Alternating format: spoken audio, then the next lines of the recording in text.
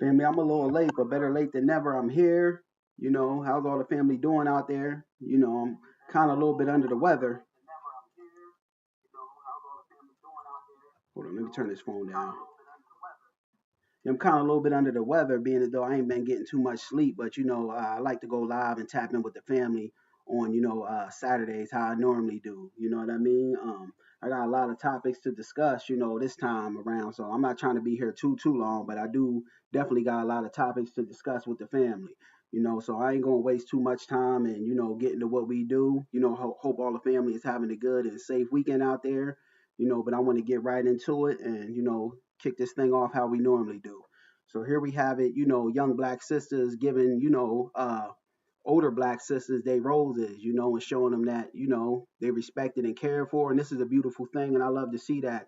I say that we need more of this. They rolled out the red carpet for these older sisters. One even dropped the red carpet in front of them, for them to walk over and just, really, show love and support for they, for these older black sisters in the community. So I got the audio and the video of this, and we gonna talk about it.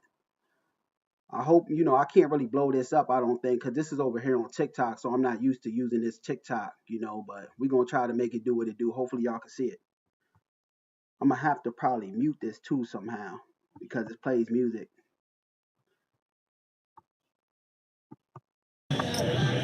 Yeah, I'm going to mute this, family. Hopefully, y'all can see that, but this is just basically, young black sisters, rolling out the red carpet for older black, queens in the community. See, they got the red carpet down there and laying the roses, for the sisters. I really like that.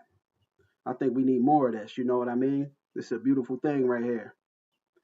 One put a crown on the queen's head. I don't know where this is at, but it just got shared to me, so I decided to share it with the family because I love the optics of this. We need more of this. So yeah, I just wanted to show the family that I really can't play too much of it. I much rather play the music, but I don't want to get copyrighted with that. So yeah, let me get off of this, family. Moving right along. How on my channel, family, I love to show the you know black businesses. So we're going to keep in alignment with that. The black business spotlight. I got a black owned business, that I want to touch on and talk about how I normally do when I go live. Talk about these black owned businesses. FBA business out there in Chicago by the name of Monday Coffee, I believe. Because Monday is looked at as that day of the week that nobody really wants to start. They laggish when they started, rolling out of bed. And, most people don't want to see Monday, not that are, doing the 9 to 5 work thing, truth be told. But, this Monday coffee makes it, stylish, the on Mondays, and they just changing the whole vibration of the Monday, and bringing new energy to the word Monday. So I got the audio and the video of this, so we're going to talk about it, family. Fair use. Let's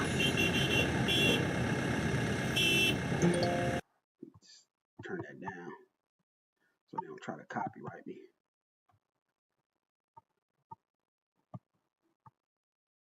We meet a Southside native whose give it a try spirit is as infectious as her laugh. As Joe Donlin shows us, Amanda Harth is one determined entrepreneur. The sizzle, the aroma, and oh, the taste. But you'll find more than a cup of Joe at Monday Coffee in North Lawndale. You'll find community. This space is designed for anyone that wants to come in. If you just want to rest, read a book, it's great. For years, coffee has always been a thing. I like how they community orientated with this business. They said if you just want to come in and have a safe space, a place to relax, so on and so forth, they'll provide that. That have, brought people together to start their businesses, to meet a friend, to go on a first date. Like that seems like a safe sort of social thing to do. Amanda Harth and her business partner. I agree with the sister on that. Coffee does bring people together from many facets of life. Everybody can agree on a good cup of coffee. I know I can. I'm drinking coffee, every morning. That's how I get my day started, truth be told. Felton Kaiser created their coffee business as a pandemic project. The beginnings were humble. Felton and we started making cold brew in his mom's kitchen. We went online October 26, 2020, and sold out the first week, and had a pop-up in Chicago and sold out that Friday. For whatever reason, this just took off. And it landed here at Starling, a place where people can celebrate, meet, and enjoy Monday coffee. There's a book corner, chess club on Tuesdays, and a cool, cozy vibe. We knew everything was going to look great. We have good taste. We know how things should look. We had to learn how they should taste. And thank God they taste. I love to see FBA brothers and sisters winning and owning their own business and controlling their narrative. This is why I'm always putting out these Black business spotlights, truth be told. Great now. We're very transparent about our process. Like, you can see what's happening behind the bar. We roast here at the cafe. The big thing about Monday Coffee is we never really wanted to do the traditional coffee route. Amanda's route to success has been anything but traditional. Growing up in the Pullman neighborhood, she loved music, fashion, and art. And then I have a love for animals. And originally I thought I was going to be out there on the farm with the animals, but I didn't want to be out there smelling like the animals. So I ended up like studying food science and learning about food, and didn't really think I was going to do anything with it. You ever made a quote before, Joe? No. I first met Amanda about 2 years ago at the artist workspace Compound Yellow in Oak Park. She taught me a thing or two about another one of her loves, denim. For me, it's a lot of history that's tied to it. Indigo technically found its way to America during the transatlantic slave trade. Amanda's even hosted events. You can hear about that, sister, just in her talking, that she got a Black awareness to life. I love that. And, I love Black folks, doing for themselves, and owning their own businesses where they can control their own narrative. Because a lot of the times, we got to work for these companies, but in working for these companies, they put a cap on you as, to the earnings you can make. But as you own your own business, on the other hand, if you got the wherewithal and the drive to, really get at a dollar, to really get your money, it ain't no ceiling placed on you. You can, make endless amounts of money, truth be told. Where other denim lovers can meet up and talk all things indigo. She turns denim into art. Here's some of her work at the Hotel Emily in Fulton Market. It's not as sweet and poppy. In her spare time, Amanda's even developed her own fragrance line called Universe of Hearth. But entrepreneurship hasn't been easy. Being a woman, being a Black woman, that's a part of it. Is you don't get too many shots. So you have to do your best to stay consistent and ask for help.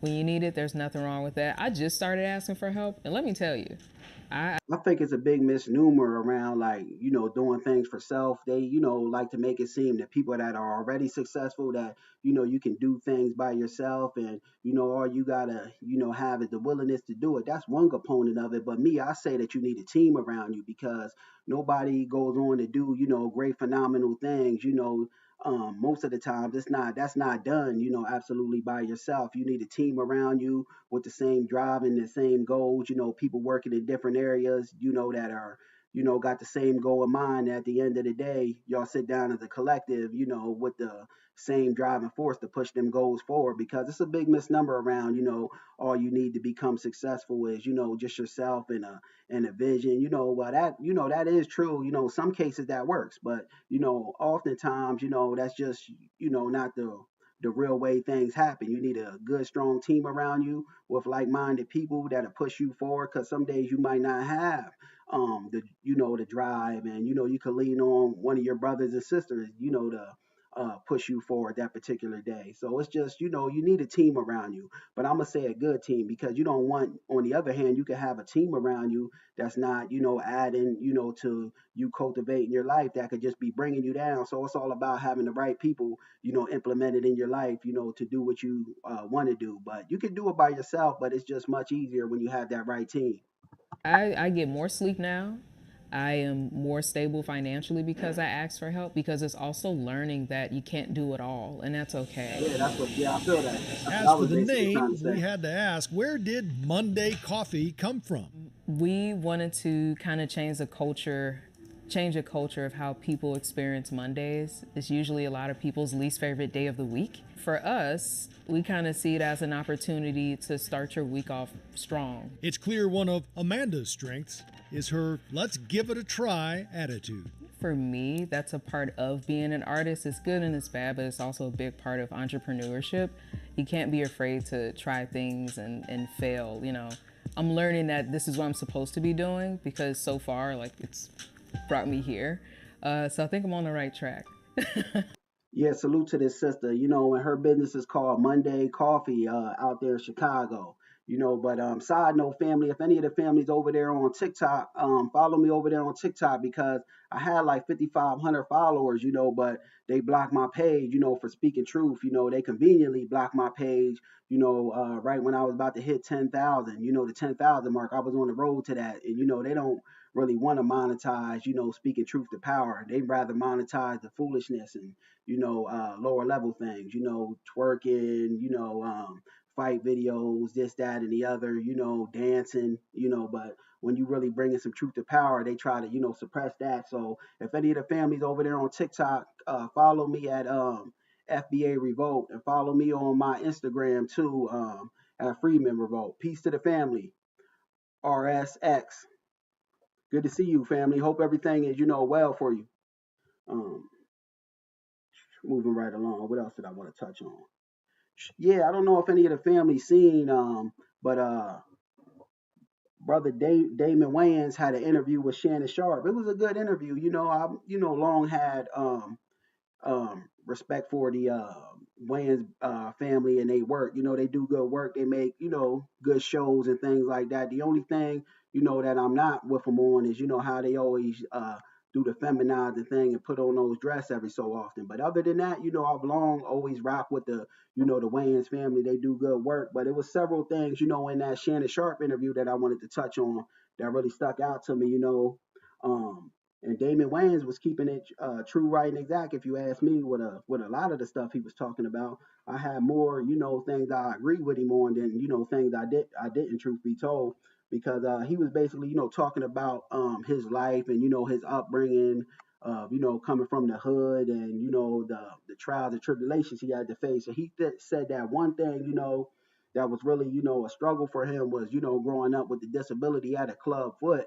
So, you know, one foot was bigger than the other. And he said with that club foot, he used to be sensitive around it, you know, because people would mess with him because of it, you know, so he had to toughen up. And the way he, you know, did that in all actuality was with the jokes. But he said he tried to keep, you know, the jokes, you know, from this point, you know, basically from the head up because he had a sensitivity when people joked on him, you know, with his feet and things like that. He was real sensitive, and he was actually, you know, placed in special education classes due to this club foot. You know, when the brother was bright, smart, and he kept it real. You know, saying why he was placed in these special education classes.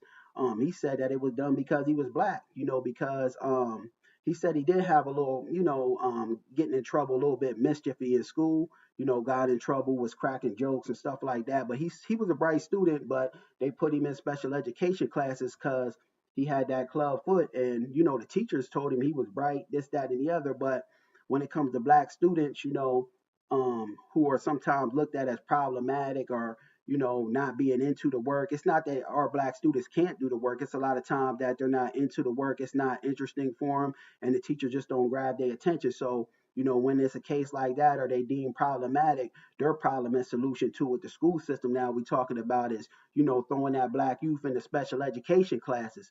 Because let's keep this thing real.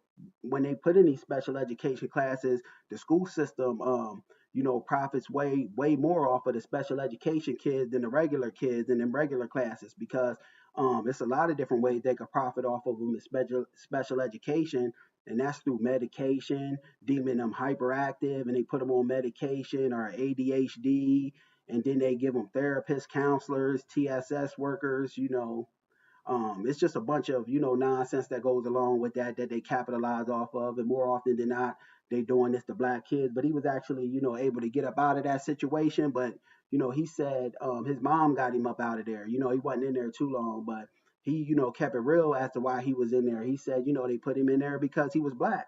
And then he also said that where I don't want to mess up our brother's quote, what he actually said out of his mouth. He was talking about like SNL, and they didn't, being on Saturday Night Live for a short while, and they didn't, let him express himself creatively. You know what I mean? So he actually wanted to get fired. He pushed them, to make. He got fired, but he actually wanted it, so he pushed for them, to fire. And then he started to talk about brother Eddie Murphy, how he put so many people on, like Robert Townsend, Arsenio Hall. The list goes on. There was a lot of people, including the Wayans, that brother Eddie Murphy put on Truth Be Told. Then he said something, along the lines of, I can't find where I put it at, but he basically said,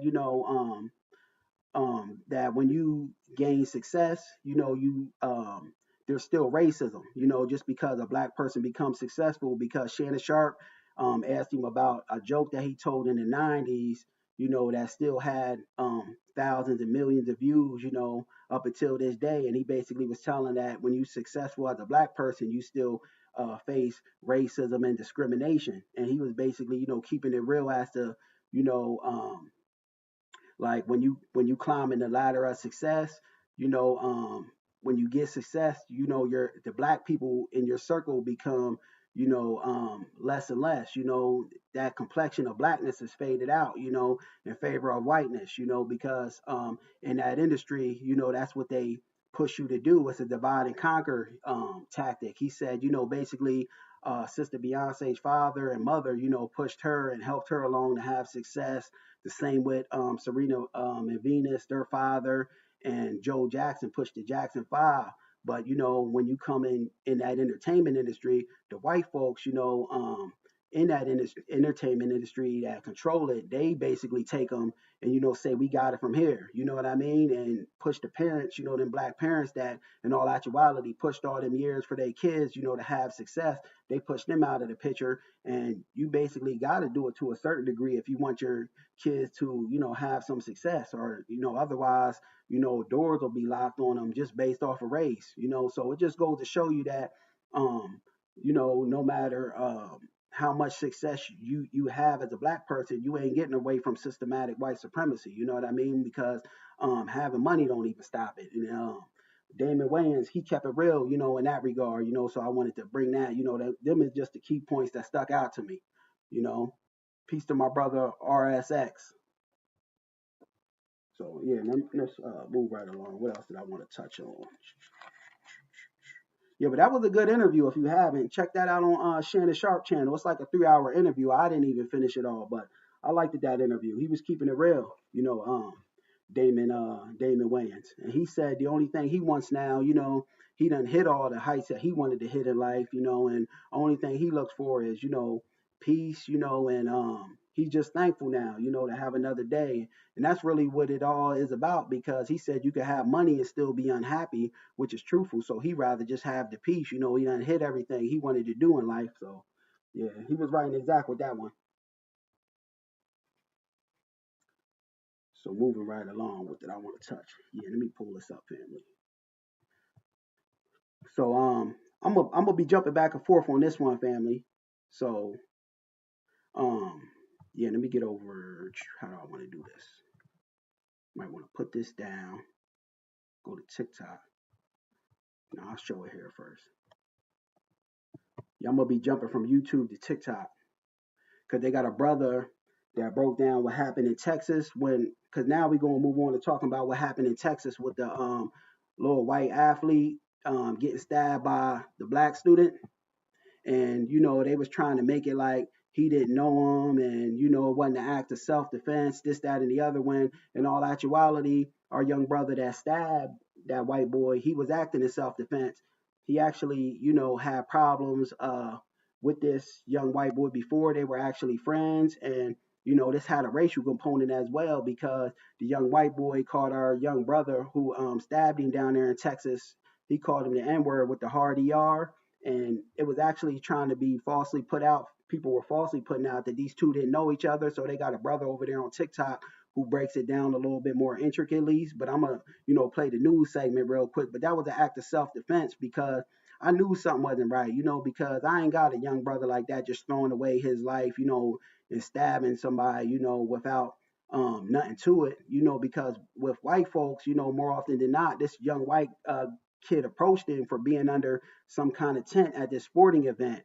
Now, the young white boy was wrong for even approaching him, and it was to my understanding that a coach cleared our young brother to actually be under that tent. So the white boy doing how white people normally do more often than not, sticking their nose and butting their nose in places it doesn't belong, goes to confront our young brother, and him and his brother were there, maybe even had an entourage, I don't know, but it was said that they jumped our young brother, and our young brother was acting in self-defense because our young brother, the white boy told him to move from under the tent, and they had an altercation right there, and the young brother, I believe his name was Mello, something Mello, and Mello told the young white kid, "Don't touch me." So the young white kid, went right on ahead and touched him, and found out, what it was.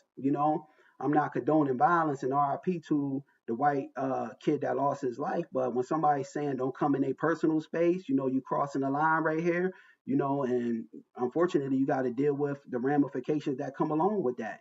So the white boy, was wrong in confronting him, because even if the young black brother was, wrong and out of bounds for being under that tent and pavilion, why didn't, the staff, at this sporting event come up to him? He didn't have to go up to him and, act as a savior of everything, and come to find out our young black brother had permission to be up under this tent. So, yeah, it's just, it's an unset of unfortunate circumstances on, both sides, because on one hand, you got this white kid that lost his life, and his family got to mourn and deal with that, RIP. And then you got our young brother who lost his life, at a young age and threw his life away because of getting caught up in the heat of the moment. This is why I always say use intelligence over emotions and be aware, because in the act of, getting passionate about something, acting off of emotion, you could throw your whole life away, and then you sitting in jail, and things just ain't adding up when you sitting there thinking about it. You know what I mean? But there was like a lot of logistics to this case that, I wanted to break down, because one thing I seen that I didn't like was they put our young brother's name out there, and he was a minor. They don't do this with little white kids, when they're convicted of committing these atrocious crimes, they cover up their name, especially if they're not of age, and they got our young brother now being housed in jail, so I don't like that. It goes back to them double standards that exist inside the so-called justice system between white people and black people, those racialized standards.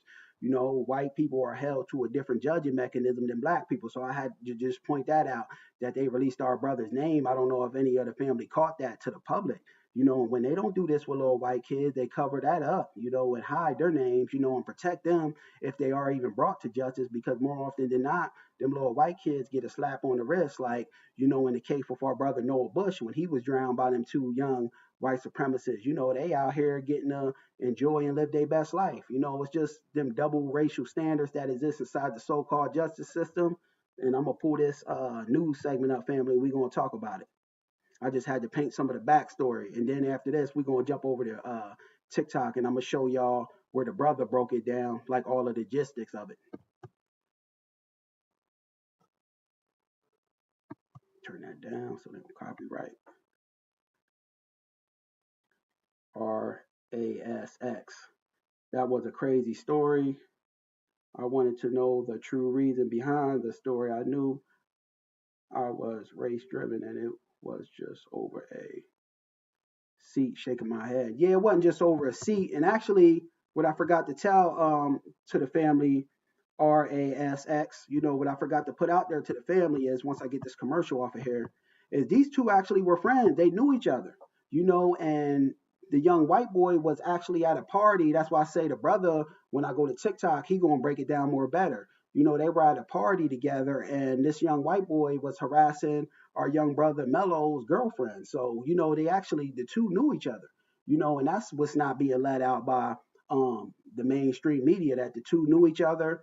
And during this altercation, he called him a nigga with the hard ER. So it's just a lot of, intricate detail that's being left off the table.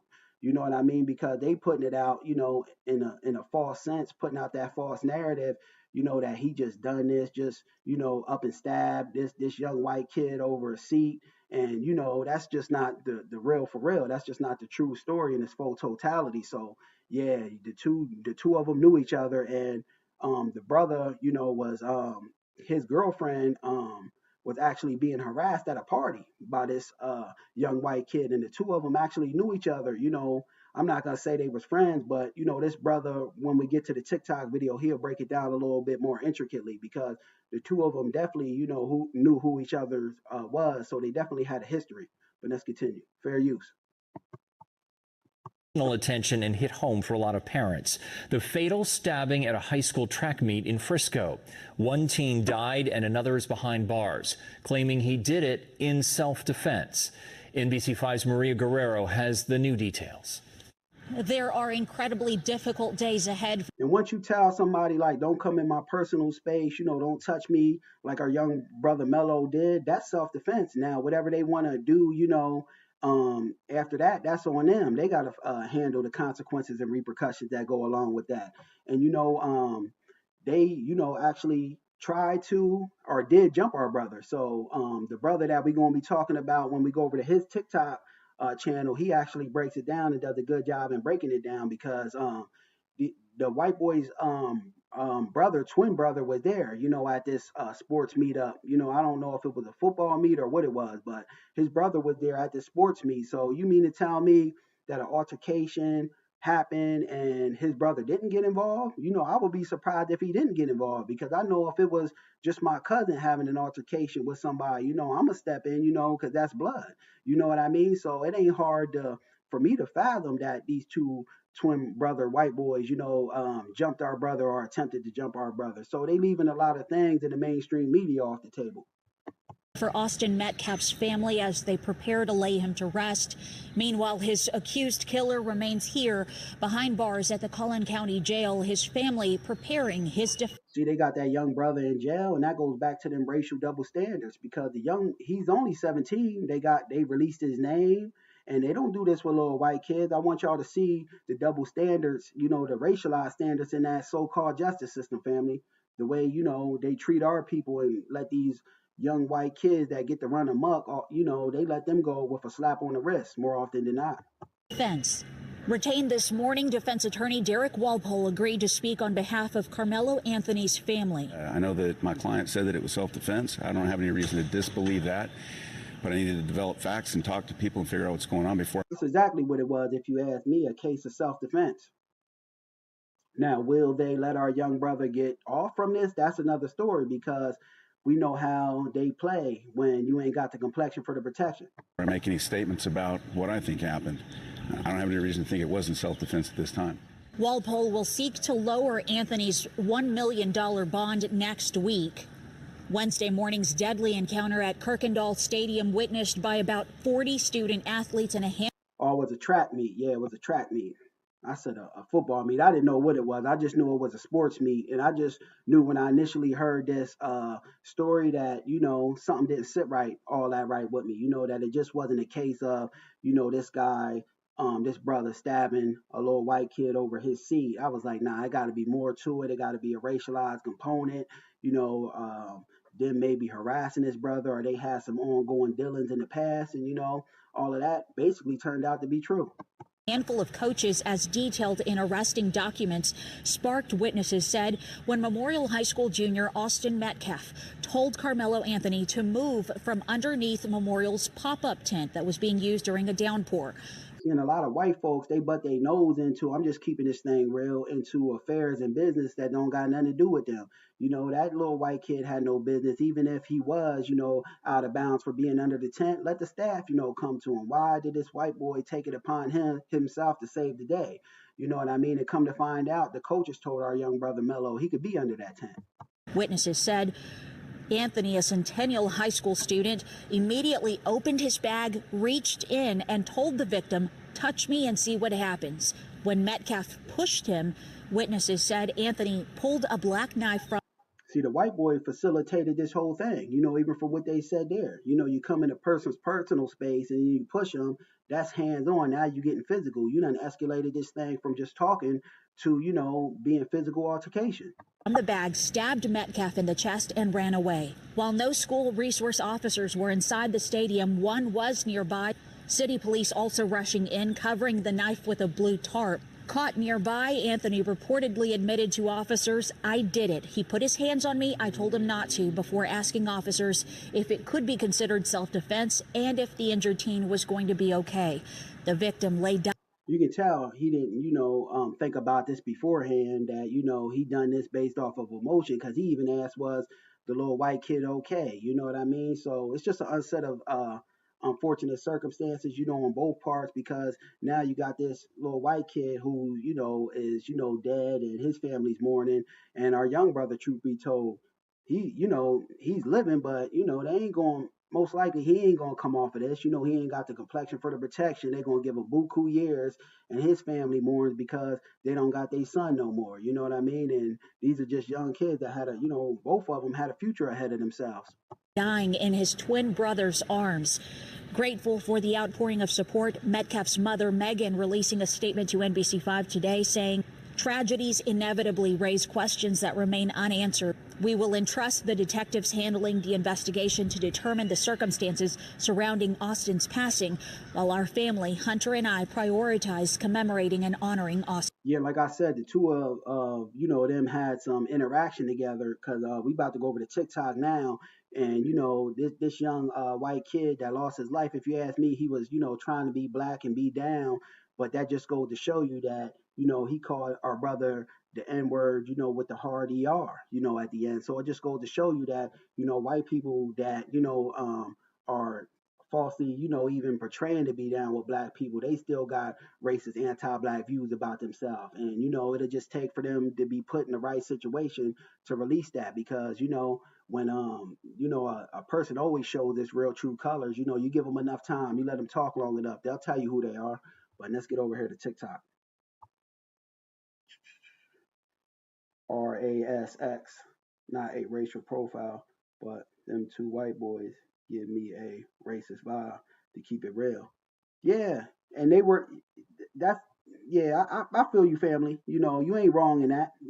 I kind of feel that way too, because they were chilling, like I said, this guy that lost his life, he was chilling with our young black brother. He was hanging out trying to be down, and he was, when they had that altercation, the first thing that come out of his mouth is the N word with the hard ER. It's not surprising to me, because many of them that seek to be down with black people, that's how they feel at the end of the day. It just takes the right set of circumstances, to bring that out of them. And if you let them talk long enough, they'll bring it out of themselves.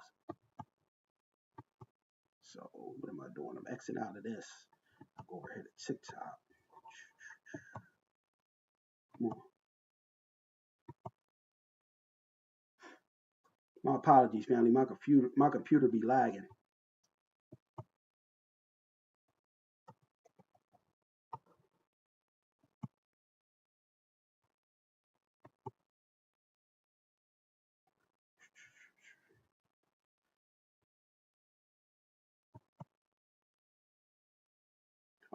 I'm going to that brother now who broke that, situation down beautifully, if you ask me.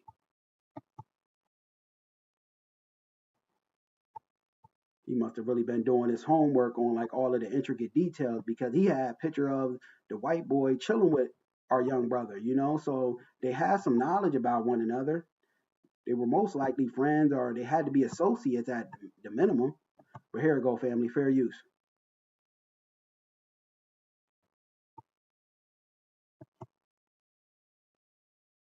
Come on. Computer. Everybody's talking about this story regarding Carmelo Anthony and Austin Metcalf down there in Frisco. Everybody's talking about this story regarding Carmelo Anthony and Austin Metcalf down there in Frisco, Texas. Austin got unalived. A lot of people are trying to make it a race issue, and it's not. It has nothing to do with that right there. But a lot of people are attacking this young man and are showing the negative side. But he said it don't have nothing to do with a race issue. I don't agree with him in that, because he said, that when the altercation happened, a little, he'll say that down the line a little bit more as he talks. He said that the white boy calls him the N word with the hard ER. But let's continue. And everything, but I want you to see him in his positive side, because this was self-defense. The story that's being told Carmelo, he was sitting up under a tent, under the wrong tent and everything. That's what they said, under the wrong tent. And Austin came over there, told him to move. Said Carmelo got aggressive with him and everything, and then stabbed him with a knife in the heart and everything, and he passed away. That's not the full story. First off, Carmelo had permission from another coach to go over there and set up under that tent. He had permission. Another thing that was said and been spread out far and wide is that they didn't know each other. That's a lie, because they definitely knew each other. This is an older picture. They definitely knew each other. Look at that. I'm going to take it back, family. It's moving too fast. They didn't know each other. That's a lie, because they definitely. See, there go the white boy in the middle chilling with him. So, yeah, they knew each other. Look at the white boy trying to be down. But the first, sign of when you do something they don't like, they'll bring that N-word out on you. This is, proof and evidence of that. But, it's still, a sad set of circumstances. So RIP to that white boy, because I don't want to sound inconsiderate, because, I don't wish death on no one, but, I'm just keeping this thing real, and looking at this thing, through the lens of my black mind and breaking it down. They knew each other. This is an older picture. They definitely knew each other. Other stuff that's coming out is Austin was being mean and harassing Carmelo, his girlfriend, actually, Carmelo's girlfriend. He was harassing her at a party that was about maybe a week and a half, maybe 2 weeks ago. Carmelo took up for his girlfriend. Then all of a sudden, the fight broke out. Austin broke Carmelo's phone just the day before this incident took place. So the day of this incident, Austin See, he broke the brother's phone and everything. It's a lot of detail that's being left, real vague as to paint the picture that, our brother just, did this, off of a seat, just hauled off and killed this little white kid. And that's not, the story in its fullness, its full totality. Come on. Now my computer wants to freeze. My apologies, family. Hold on. Computer acting up. Austin broke Carmelo's phone just the day before this incident took place. So the day of this incident, Austin confronted Carmelo for sitting up under the tent in the wrong area. They got into an argument. Carmelo's backpack was grabbed, and then he was called the N-word. And then Austin tried to grab him forcibly. He tried to forcibly move him. And it wasn't Austin by himself. Both of them got up there and attacked Carmelo. Both of them did. And there were a lot of witnesses down there that said that the twins, plural, tried to jump him. But actually, they did jump him. They stomped on him. And did. And there were a lot of witnesses down there that said that the twins, plural, tried to jump him. But actually, they did Carmelo for sitting up under the tent in the wrong area. They got into an argument. My computer's acting goofy, family. It's not letting me pause. And then he was I just let it ride through. I'll talk about it later. And then Austin tried to grab him forcibly. There we go. But he was basically saying that both of the twins, jumped our brother and tried to jump on him, and attacked him, because I find it hard to believe you there with your brother. You held him after he was stabbed in your arms to stop the bleeding. And, you seen an altercation with your brother and you didn't get involved in it. That's not going to happen, because I know, truth be told, if I ain't even got a brother, but if one of my cousins was involved in a, altercation that was getting heated, I'm in it. I'm all in.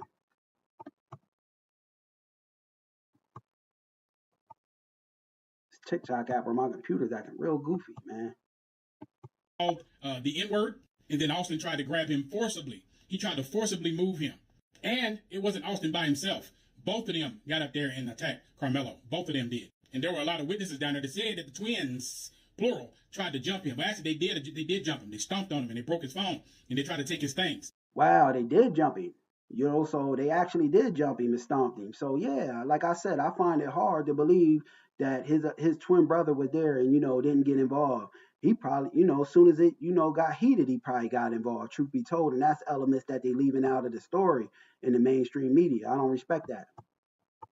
Because it demonizes, our young black brother to where, though, he ain't got a fair chance at, of coming out. Tried to jump him. But actually, they did jump him. They stomped on him and they broke his phone and they tried to take his things. So nothing peaceful was about that whole thing. And something else is going to come out. This is allegedly, but something else is going to come out. He had narcotics in his system. Oh, he did. Austin, he had narcotics in his system. That's what caused him to be overly aggressive. So just like I said over on the book face over there, that was self-defense. That's what he did. He did self-defense. Everybody's coming for him. People trying to. Yeah, that was self-defense. And if that young white kid had narcotics in his system, he wasn't even thinking right no way. He's under the influence of something, mind-controlling substance that's altering his mind. You don't make right decisions when you're under the influence. So yeah, I just, it's unfortunate, though, that the young white boy lost his life and, our young brother going to, most likely, lose his life or many years of it, So I just wanted to, put the real out there, to the eyes of the public, because what's being put out there in the mainstream news ain't really true, right, and exact. It's a lot of intricate details. It had a racial component. They knew each other. They jumped our young brother. Our young brother acted in self-defense because once you warn somebody, don't come in your personal space or touch me, whatever happens, after that, if they choose to come in, that's on them. You gave them fair warning. So, they got to deal with the consequences and repercussions. We're moving right along.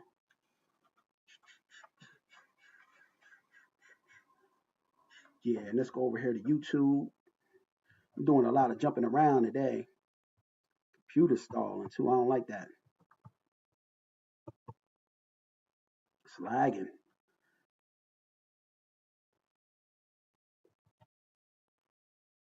This is crazy right here that we about to talk about. It shows you the mindset of these tethers, family. How they view things.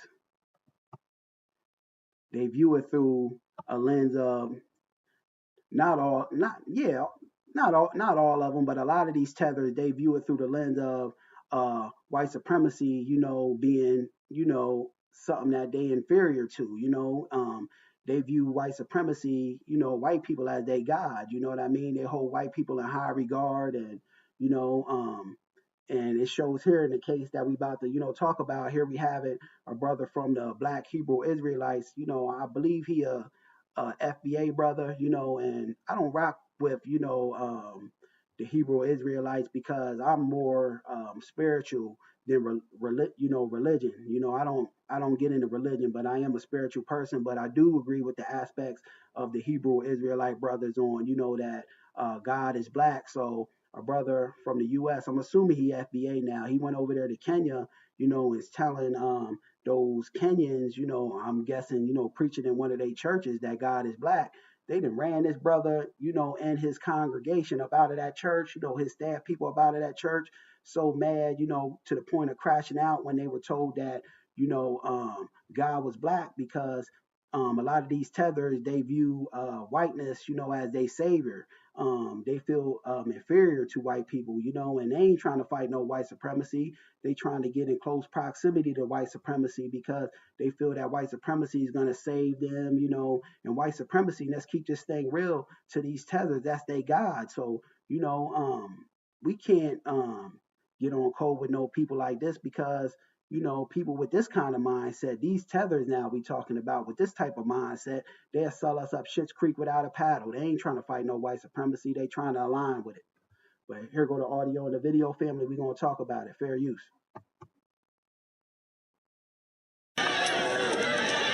We went to a church yesterday. We were teaching outside.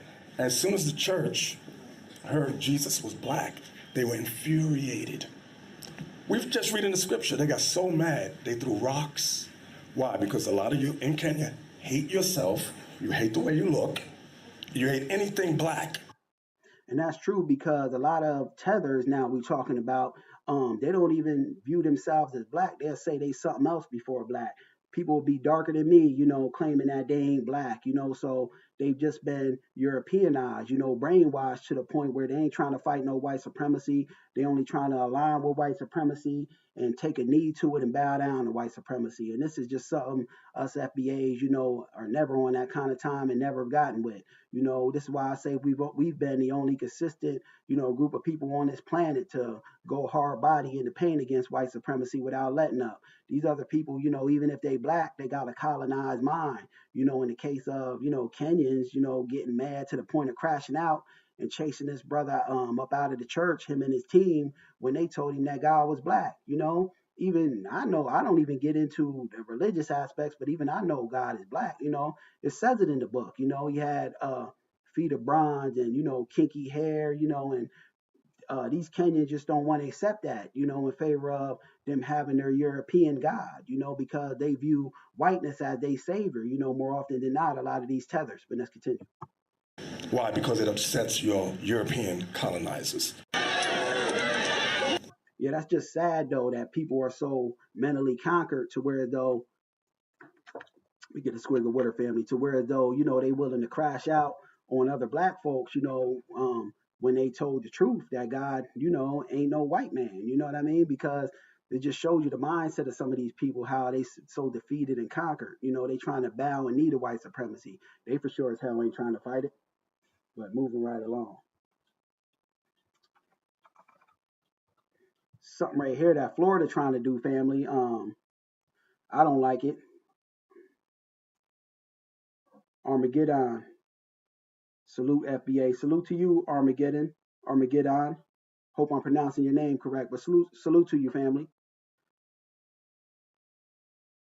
Umber Beast 100. Peace to Umber Beast. I hope I'm pronouncing your name correct. So moving right along. Yeah, this is something I didn't like in Florida, what they getting ready to do. What they trying to do. As soon as I pull it up, as soon as I find it.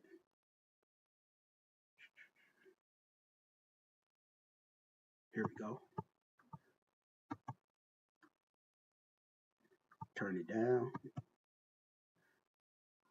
Always run them commercials, man. They be trying to flag the video when you have a little piece of commercial playing. Fair use.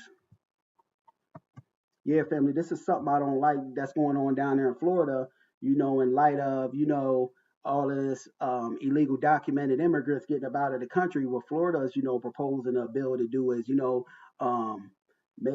change the child labor laws to where those children, who are working, who are still in school, they getting to work, all hours of the night, without taking breaks, this, that, and the other. And I don't like it because to me it sounds just like a bunch of nonsense, because what this would do is, take away from the kids schooling and them being academically in them books, and them it'll have them, wanting to work all, hours of the night to get money, truth be told. So it'll take away the them being into the schools and being into the studies like that, and that'll take, away from their future, because truth be told, they're going to get further, in them books and putting their head into their studies, rather than working a job, so I don't like this. I think that it's going to deter kids from wanting to go to school and study and actually learn something that'll take them further in life, if they put their foot forward and just, favor of a quick thrill, like getting money would do, you know what I mean? Because these kids are going to be so fascinated just earning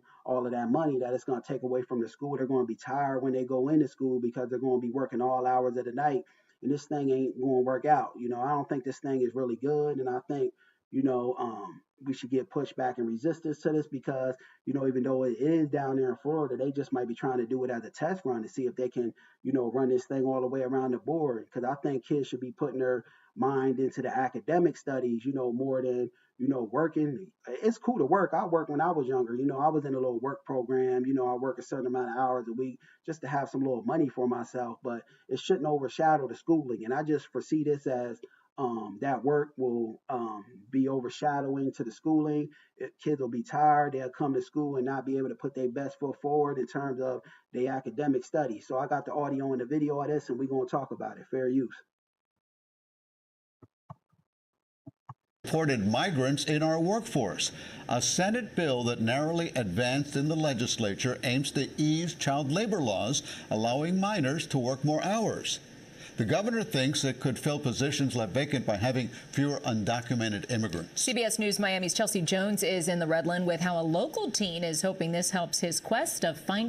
This will also possibly push youth to want to drop out of school in favor of, making a fast buck by working, not knowing that school is going to take them, further later on down the line, because a lot of times when you young, you make decisions more often than not based off of impulse, quick gratification. You don't want to, really take the harder route and, work for things, even, I fell victim to this as being younger, you want instant gratification. So them kids might see that fast money that comes from working, maybe want to drop out of school, their academics start declining, they failing.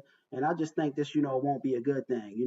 Kids should, they predominant focus, they could work, working is cool, but it got to be in balance. Your predominant focus got to be your schooling and your academics, because that's going to take you further. Finding employment. I talked to a 17-year-old who is working with his dad over spring break to make a little extra cash. He says he's been looking for work unsuccessfully for 2 years, and a law like this could have helped him. Alex Jesse is no stranger to labor. He's been on track loaders like this since he was 7 years old. Instead of spring break fun, he's working to restore the Pine Rocklands, working for his dad's company because finding work hasn't been easy. I've applied to Publix, Walmart, and different places, food franchises. And all of them tell you you're too young? Yeah. Tuesday, the state legislature advanced the bill that would allow 16 and 17-year-olds to work more than 8 hours a day on school nights and 30 hours a week without. See, that's a no-no on school nights. They should be working more towards the weekend on a school night. This is going to take away from their academic studies. That's going to start lagging. They're going to be tired. And truth be told, this might, even push some of those youth to want to actually drop out of school and work more hours than they're already working. So this, is going to backfire. I don't think this is going to be a good thing. Mandated breaks. It would also allow 14 and 15-year-olds that have graduated from high school, are homeschooled, or attend virtual schools to work. What's wrong with expecting, our young people to be working part-time now? I mean, that's... I don't like that Governor Ron DeSantis. He ain't nothing more than a white supremacist, but I digress. Let's continue. Oh, it used to be when I was growing up. The idea is that with this bill, low-wage or undesirable jobs once filled with migrants now get filled with younger workers, a solution Governor Ron DeSantis supports. I don't think the at night late working and going to school doesn't sound to me to be something conducive for a young person. McNaghy is the owner of Mixed. I'm on the time that this older gentleman is on. It ain't going to be conducive, working long hours during the school night. It ain't going to be conducive to their academic studies. That's going to start lagging, and it's just going to be, bad for the future of that child, even though that child might not see it. But later on down the line, they're going to pay for it. Greens. We farm about 100 acres of tree farming. He employs younger workers, but Umber B says he's evil. Yeah, you're right. That Governor Ron DeSantis, I'm assuming you're talking about. Yeah, he wicked. Says they need white supremacists. Balance. I'm all for after-school agricultural work, but if I had my way, I'd make sure they stay in school too. I'm on the type of time this old head is on. I'll make sure, it got to be balanced. They can work, more so towards the weekend, but during school weeks, nah, because this is going to interfere with the school, and that's going to start lagging, and it's just going to prevent those youth from, reaching the heights that they could have reached in life if they would have stayed with their head in them books. He says if a law like Senate Bill 918 existed 2 years ago, it could have helped him prepare for his future as a welder. I would have been able to be employed, make money, so I'm able to afford a car. Have the things that I'd like. I either want to go out to the oil rigs and weld underwater or do the pipelines. Critics of this bill believe that this will lead to sleep deprivation of children, academic decline, even added pressure for those working to help their families. This bill will now head before two separate. Yeah, I feel the same of the critics, that it's going to lead to academic decline, kids feeling pressure to help their families, which is going to in turn lead to them wanting to drop out of school and maybe even dropping out of school. So this is just going to be a bad thing. It's going to have, bad side effects, if this does get passed. I just wanted to bring that, to the family that they're trying to, change the child labor laws down there in Florida. Moving right along. Pull up this video.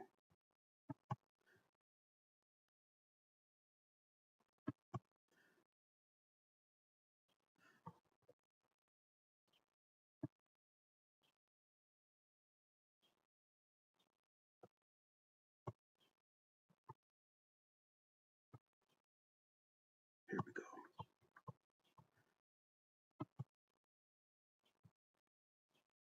If you live now, family, Baltimore city's seeing a decline in, gun-related violence, which is a good thing.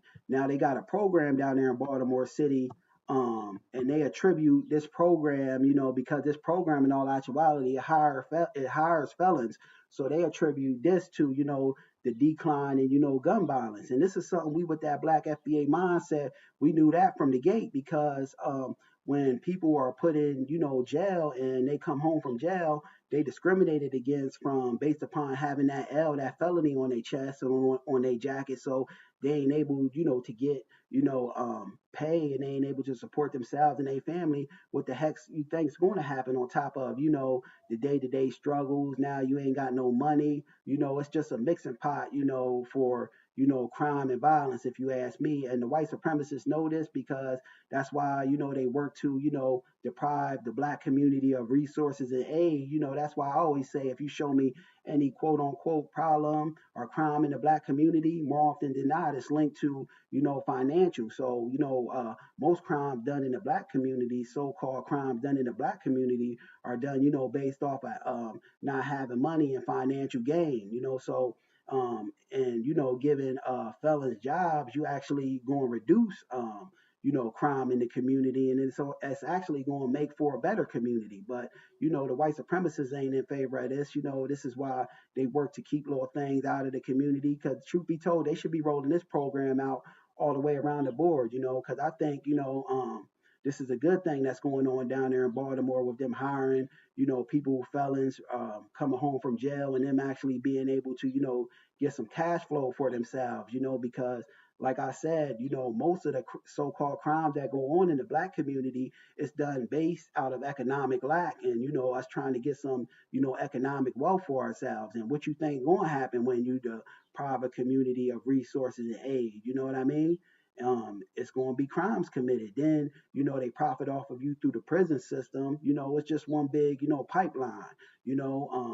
One hand washing the other, both working in conjunction, to suppress the black community, and in a certain way, we got choices, to whether to do crime or not. But in a certain way, the white supremacists is with their unseen hand is facilitating black crime, in the community, because they depriving it of resources and aid, and this is a mixing pot for disaster, if you ask me. So I got the audio and the video of what's going on in B-More, them, getting a program together to help the community, offering jobs and resources, to people coming home from jail with a felony. Because more often than not, when they come home from jail and got a felony on their record, the system is going to discriminate against them and, not employ them. So, what you going to do just coming home from jail and you got a felony on your record and ain't nobody employing you. You're going right back to selling drugs. So they know that. But, this is a good program here. So I just wanted to share it with the family. Fair use. Poster child for big city crime, but now it's becoming the model for a turnaround. Gun violence has fallen more rapidly there than in any other major U.S. city. One way Baltimore has reduced crime is by tapping into the expertise of people who used to. In Baltimore, it's supposed to be so rough and be bad. They always show the negative underbelly of, Chicago and Baltimore, but they don't show positive things like this. And if they do, they show it in large scale. They need to start showing this, in large scale to counteract some of that negative energy they put out there by always showing it in a negative light, that you got brothers and sisters actually out there doing good work, that's actually putting other brothers and sisters on, coming home from jail, that otherwise it'd be very hard for them to get a job having a felony on your record. And this is actually reducing in the so-called crime that's going on in the community, which is actually facilitated, with the unseen hand of white supremacy, depriving the community of resources and aid. But let's continue. To perpetrate it. Nicole Valdez has tonight's Eye on America.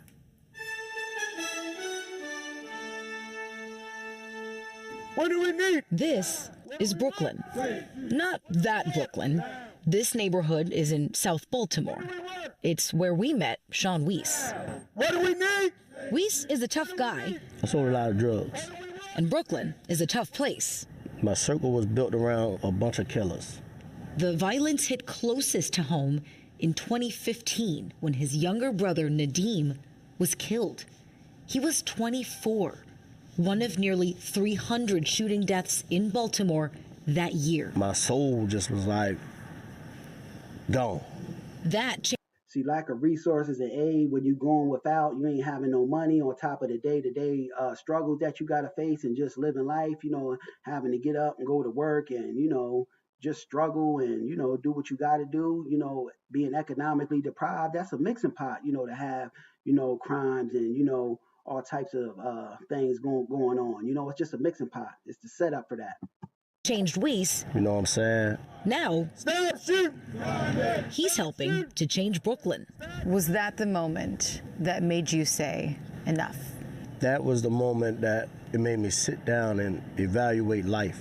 Weiss joined Safe Streets Baltimore, a city-run anti-violence program that works to prevent crime by hiring some experts in the field, people with criminal records. To do this work, you have to have a rapport with the guys in the community That's how the program was designed, for people from the community. We motivated every day just because, like, we are Brooklyn. I used to live right here. Cooley used to live right there. Weiss and his team patrol the streets wearing bright orange uniforms. They walk through hot zones, some of the most violent areas. They mediate conflicts and offer help getting resources, including food. And they know the landscape, and they come from the struggle, so the youth will respect them. The youth ain't trying to sit up and listen to people that they know, people from the dominant white society, and people point their fingers at them that have no expertise in coming from the struggle and coming from the hood environment. They look at them as foolish, in all actuality, and they are foolish to a certain degree. If you're going to tell somebody, how to do this, that, and the other, when you ain't been hit with the same set of circumstances and had to live with the same set of circumstances as the people that you're trying to tell to do something the right way, But let's continue. Food or job training. They know you're here for them, for the support, and they can pretty much come to you about anything. But I see the youth will respect, people that come from the struggle, such as this brother here. He said he done sold drugs. He know about the struggle. So him talking to him, this will actually be able to, them be able to see themselves in him. Hell, if our brother here changed, I could get my life together and start going to school, hitting in books, and, try to change things for myself, and or anything like that. It's just better when somebody that's giving you the advice actually had to go through the things that they talking about. They got real world experience in it. Leaders say the approach is a big part of why Brooklyn just went a record 472 days without a single homicide. Baltimore-wide, gun deaths have dropped 45% in the last 6 years. Baltimore isn't alone. And that's because people are, they hiring those felons, because when people, come home from jail, then they being discriminated against and getting a job. Of course, that's the setup, to have crime, because people want to support themselves one way or another. If they could do it, it better them doing it the good way, because if they got to do something, the negative way, sell some drugs, rob, unfortunately, them things aren't right. But when you got to survive, a person going to do what they got to do at the end of the day to feed themselves and their family. 41 states have dedicated funding for violence intervention programs, according to gun safety advocates Everytown. Studies show that programs like this in cities including. And they say the states got funding, so why ain't the states rolling that out? That's saying a lot in and of itself, because if they could roll this out, why wouldn't you want to decrease, gun violence and things like that, in the so-called areas that they say, are heavily, populated with crime. It all goes back to that system of racism, white supremacy, because in actuality, they don't want to deter the crime because they profit off of keeping the crime going. They more so profit off of keeping the crime going, if you ask me. Chicago, Philadelphia, and Richmond, California have helped decrease shootings and killings by more than 30%. For far too long, not just here in Baltimore, but across this country, we put the full weight of reducing violence on the backs of police officers, and that was wrong. Brandon Scott is mayor of Baltimore. There are some who would argue you're taking a risk on the guys that you're hiring to do these jobs. Why do you take that risk? If we want to solve and cure this disease, we have to go to the people who understand it better than anybody else. So do you think that you've seen success in safe streets? No. No. No. You don't think you've seen success? No. We've seen good work in progress. But have more work to do. Absolutely. Work that gives Weiss and others hope for Baltimore. For Eye on America, I'm Nicole Valdez. But I agree with things like this, programs like that, because, giving people coming home from jail, they got felonies on their record, jobs and employing them being able to get some cash and money in their pockets, this will, in all actuality, reduce crime, because a lot of the so-called crime that goes on in the Black community is done from a financial standpoint of lack, and trying to get some gain. But let's continue, family.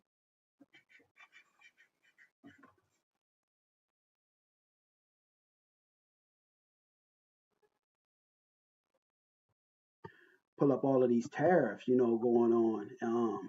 I think Trump, personally, in my opinion, is doing a horrible job at being a president. All of these damn tariffs, these damn executive orders he's, putting together and signing. He just signing things, with reckless abandonment, not giving a hell where the chips fall and land. because in all actuality, it's us, the regular tax-paying citizens of the U.S. that get up every morning and go to work that's going to be, hit with these prices of these tariffs and things like that that's going on negatively. So, yeah, let me pull this up, family.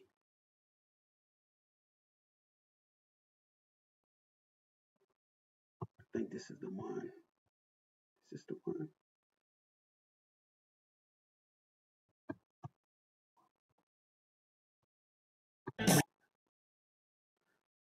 Hold on, family. I'm just checking to make sure this is the video I wanted to show. Tariffs sending markets tumbling for a second day in a row. This comes after China announced new retaliatory tariffs taking effect next week. The Dow. I don't think that's the one, family. I be watching so many videos trying to find stories, and when I need to get the story that I want, there's so many of them. And I don't know where I'll be putting them at sometimes.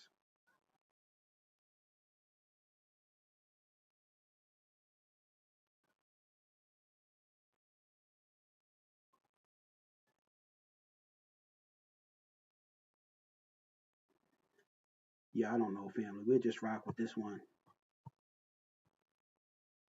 But basically, Trump is signing all these damn executive orders, these tariffs. Another brutal day on Wall Street with. Basically with the tariffs, I understand, to a certain degree why they trying to do it, because they trying to, deter people from taking their business, Americans even from taking their business to China and all these other countries where they can operate for less and, bring these manufacturing jobs and, these businesses and institutions back to America, which will, in turn make more jobs over here in America, because we got to be able to, stop buying out from all these other countries and be able to, produce our own, because this is how you stay in power, producing your own. The power don't come from you just buying from people.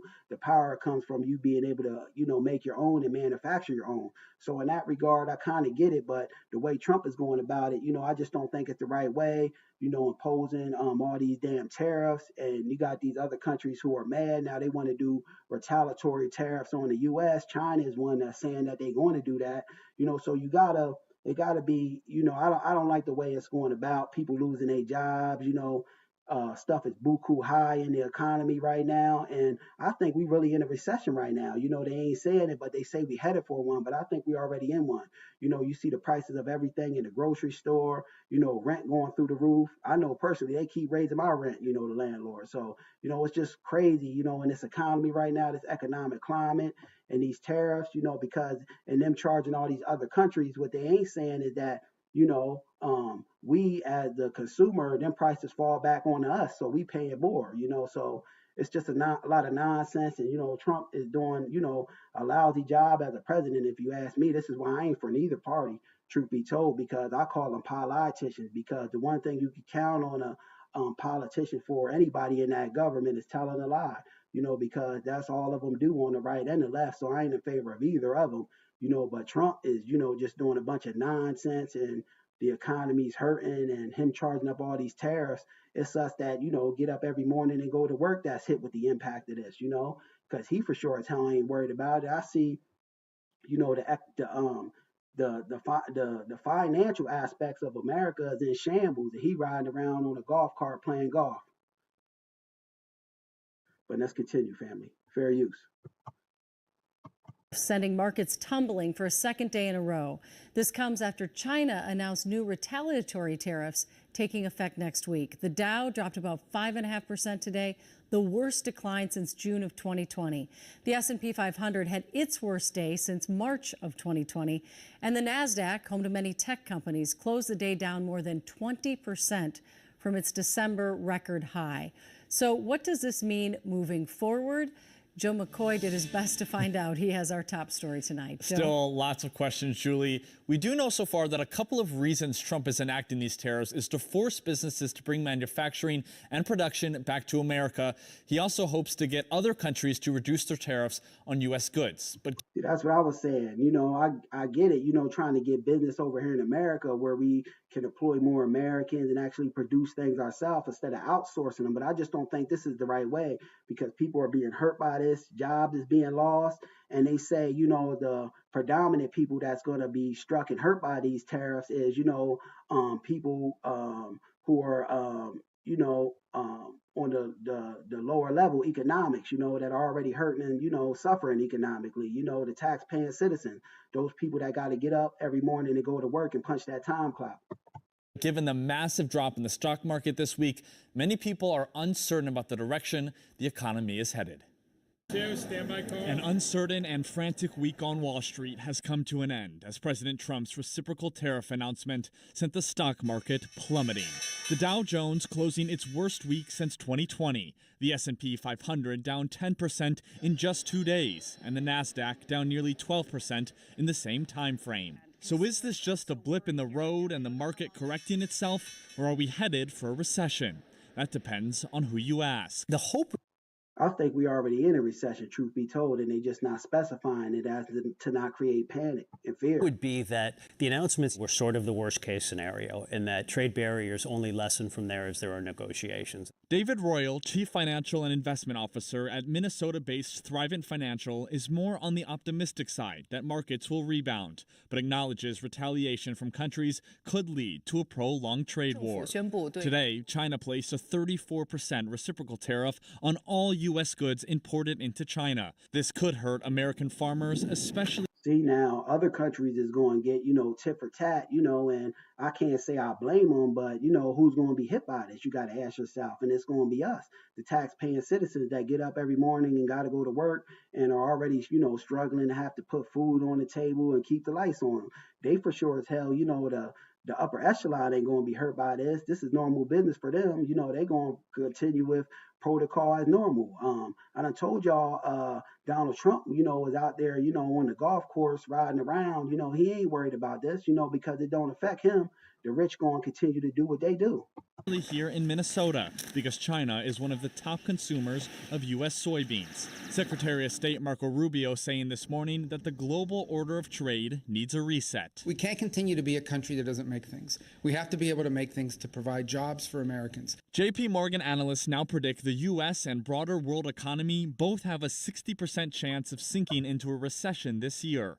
On Friday, Federal Reserve Chairman Jerome Powell sent a warning about the cost of goods rising. While tariffs are highly likely to generate at least a temporary rise in inflation, it's also and what they should be doing, the right thing to do is, since they know everything is rising, these jobs should be, raising their pay up for the, their workers. But they ain't going to do that. The pay is still the same, yet the economy is rising left and right. Where the hell they do that at? But let's continue. Possible that the effects could be more persistent. There is some encouraging economic news tonight. The U.S. added 228,000 jobs in March, more than economists anticipated. Julie? Yeah, but I seen something, family, where though they said the people that's going to be hit by this, these tariffs the most and, feel the brunt of, what's going on. And, with rise in pay, it's going to be, the people that are already, economically, suffering, the people that are, on the lower totem pole, the working class people, not even the middle class, because when they talk about the middle class, that's not even most of us. The middle class, I think I looked it up, you got to be making somewhere in the bracket of 100,000 to be considered middle class. And, the most people, they not making that a year, so in all actuality, we're lower than middle class. So it's going to be us that got to get up every morning and punch the time clock, lower income people who are actually going to be hurt by this nonsense. Umber Beef, if he doesn't fix the market soon, they'll get out of office. People don't like when you mess with the money. Yeah, because, I don't know. He's saying that he's trying to bring, business back to where though we can manufacture stuff here in America. But if you ask me, I don't know if this is the right way of doing it, because you taxing all of these countries with tariffs, they going to do retaliatory things, and we're being hit, the regular consumer, the people that's already low, economically wise, we're going to be hit by this. They put the prices on us, when these tariffs come, because somebody got to bear the brunt of it, and it's us, the regular, consumer that go to the store and, consume these goods and are just, punching that time clock day in and day out. So I want to show y'all some of the things You know, they say like $25 for olive oil at the store, family. I wanted to show y'all this. It's unbelievable. I almost couldn't believe it. Olive oil always been expensive, but damn near $25 for olive oil? These people out of their mind. They've been smoking something. Let me find that video. $25 for olive oil, they say. Here we go. What's better than a limited? Let that commercial play. If you new to my channel, family, make sure you like and subscribe to my channel. I'm always putting out new content. Hold on. Umber Beast. He's making drastic changes to quickly because he only has 4 years. Yeah, he's just doing things. He's doing it with reckless abandonment, if you ask me, Umber Beast. You know, he just flicking that pen with, blatant disregard as to where the chips got to fall. The chips got to fall somewhere, after it's all said and done. And here's what's going on with these, tariffs on the groceries. Damn near $25 for some olive oil. I don't know where this is at, but they said $25 for some olive oil. Fair use. Will be affected as well. Matt Gutman is at a grocery store in Los Angeles. And Matt, tell us what you're seeing there. Hey, good morning, Michael. I mean, when it comes to groceries, economists project that if consumers are made to absorb the entirety of the 20% import tariffs on Europe, things like this, olive oil from Italy, $20 now, it'll be up to $24, and something else. Did you hear that? Up to $20 now. They said it will be up to $24. So they still expecting, things to be increasing. Insane. Folks are really not going to like. Alcohol could also rise by that 20% as well, but not just imported alcohol from Europe, but also domestically produced alcohol because of the tariffs on aluminum and on glass. Something else, seafood. The USDA says about 80% of seafood consumption in the U.S. comes from high tariff countries. India, Indonesia, China, Canada, Vietnam. So that could rise. But there are a couple of bright spots. The folks here at the Sabzi market say that meat, poultry, eggs, dairy, they're likely not going to change much. Also, take a look at this produce display here. And despite the tariffs on Mexico and Canada, the folks here at markets like this don't expect produce to rise much more than a couple of percent. Another bright spot, inventory. Managers of stores like this say that their vendors say they have plenty of inventory that will likely last for months, and consumers won't start to feel the pinch for several months down the road. But economists say the folks that will start to feel the pinch the soonest are low-income families, Robin. Told y'all, family.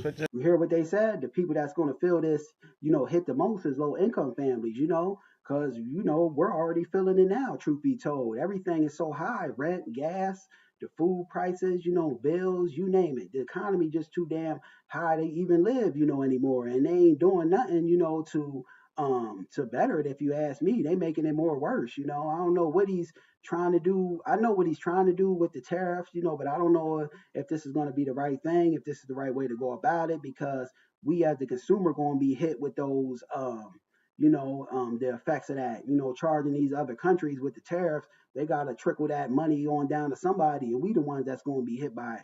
The day-to-day tax-paying citizens, the low-income families, Reminds me, did you see Mark Cuban's morning? He said to buy consumables and essentials ASAP for the long haul. Yeah, Umber Beast. I didn't see that, but I'm saying that we probably most likely in a recession now, family. So y'all might want to stock up. Umber Beast hit the nail on the head. Y'all might want to stock up on essentials, canned goods, things like that, because we never know what this economic climate could do. Because it's bad now, but could it go from bad to worse?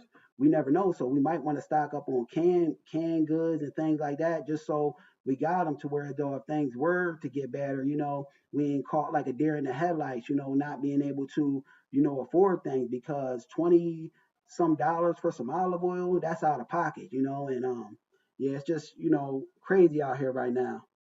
RASX, That's why I don't vote. Shaking my head, it's ridiculous. Yeah, that's why I don't vote either, because that's the one thing, I always say that. The one thing we can count on a politician for is, I call them politicians, because the best thing they good at is lying on both sides, Democrats and Republicans. And it's set up and rigged anyway, because you only got two parties that can win. Now you got independents and things like that, but they never can win. And you tell me that's a coincidence? Hell to the no, that ain't no coincidence. That's done by design. You know what I mean? And I just say, family, be aware, because everything is rising.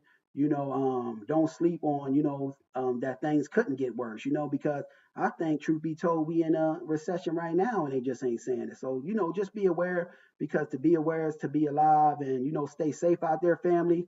Because I just wanted to tap in and do my little Saturday. It got late now, but I do it more so in the morning time, live stream. And everybody be safe. Have a good weekend, and be aware, to be alive. Thank you, everybody, for tapping in with me, all of the family. Peace to y'all, and stay safe out there. Peace.